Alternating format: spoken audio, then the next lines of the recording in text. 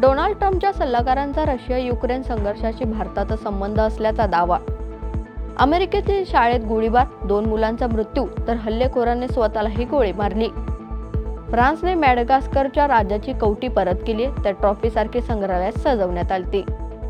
कीवमध्ये Russian हल्ल्यात किमान 10 जणांचा मृत्यू. उत्तर कोरियाचे नेते किम जोंग उन चीनमध्ये विजय सोहळ्याला उपस्थित राहणार. ट्रम्प प्रशासन विद्यार्थी आणि माध्यमांसाठी व्हिसाचा कालावधी कडक करणार.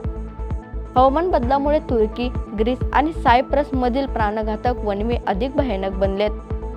आंतरधर्मीय जमीन हस्तांतरण प्रक्रिया सुलभ करण्यासाठी आसाम मंत्रिमंडळाची मान्यता.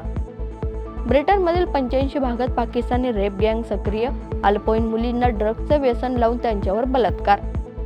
तर पावसाचा जोर कमी झाल्याने काश्मीरमधील पुराचा धोका कमी झालाय, तर झेलम नदीचं पाणी ओसरण्यास सुरुवात आहे.